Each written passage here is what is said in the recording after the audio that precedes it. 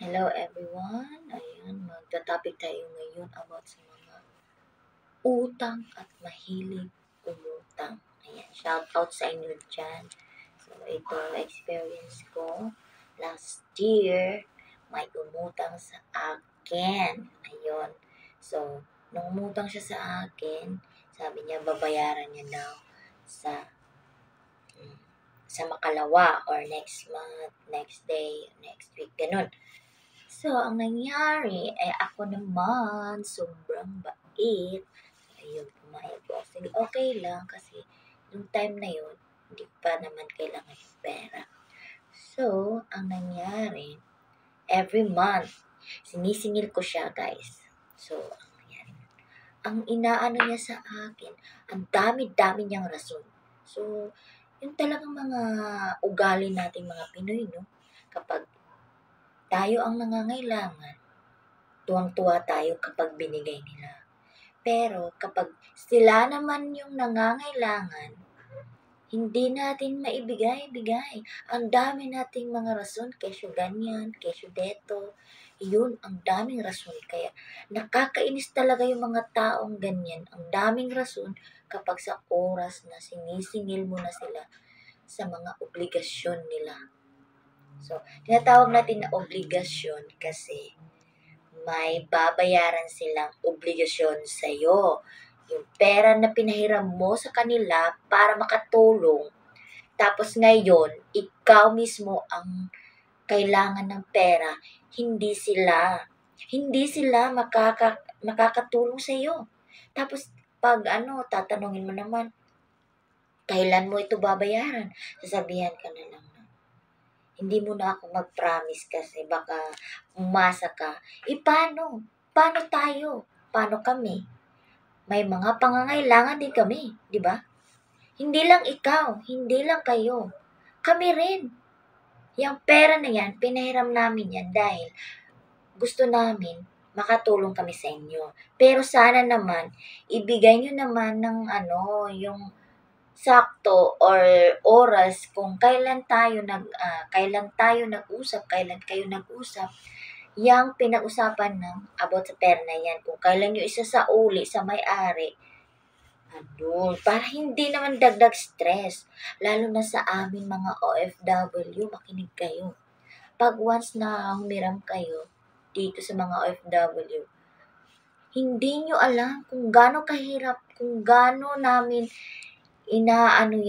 pinaghihirapan yung pera na yan para lang magkaroon kami ng ganyang kalaking pera. Tapos, sasabihan nyo lang ang daming rason, wala kaming bigas, wala kaming pambiling ulam, wala kaming pambili ng gatas ng baby. Bakit kami?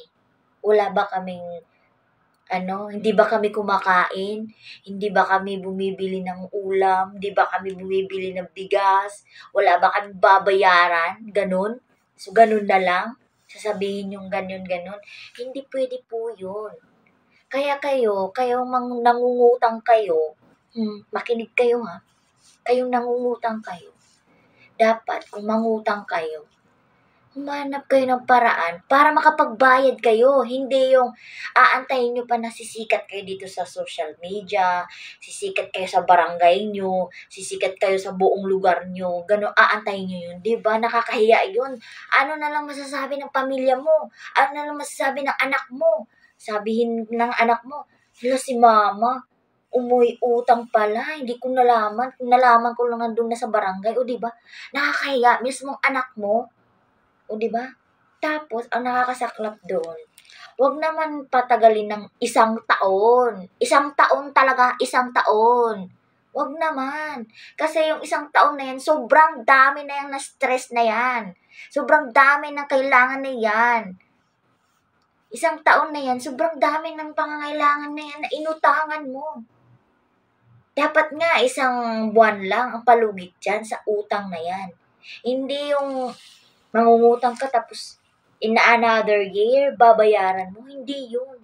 Konsensya mo naman, konsensya. Iyan, makinig ka. Ikaw, wag kang mangutang ha, pag di ka nagbayad ha. Ikaw mismo, ikaw. Wag kang mangutang. Wag kang mangutang kung hindi ka magbabayad. kung wala kang perang ibabayad, kung wala kang trabahong pambayad. Pwede naman umutang, pero siguraduhin mo na may ibabayad ka, di ba?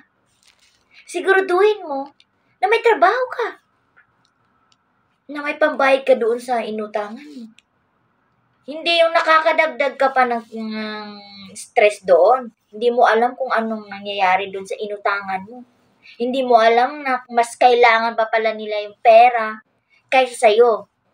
Pero binigay niya para sa'yo kasi gusto niya makatulong. So kayo mga nangungutang kayo, tigil-tigilan nyo na yung mangungutang. Magtrabaho kayo, magtrabaho.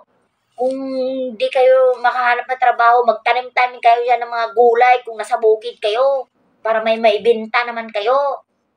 Ayan ayan kayo mga nangungutang, nakakagigil kayo eh. Isa ka pa. Tandaan mo yan. Hindi pwedeng thank you na lang yung mga utang. Buti sana 100, 200, gayon. Sa'yo na yan. Hayaan mo na yan. May stress pa ako yan. Pero pag sobrang libo na mataas, gano'n, hindi pwede yun. Kailangan mo bayaran yun. At saka, kahit maliit o malaki man, kailangan nating bayaran yan. Kasi, yung utang na loob natin sa tao, hindi mapapalitan yun, hindi mababayaran. Kaya kung ako sa'yo, huwag kang mangutang talaga na kung wala kang ibabayad. Ayan makinig ka. Huwag kang mangutang kung wala kang ibabayad. Yun lang. Makinig ka.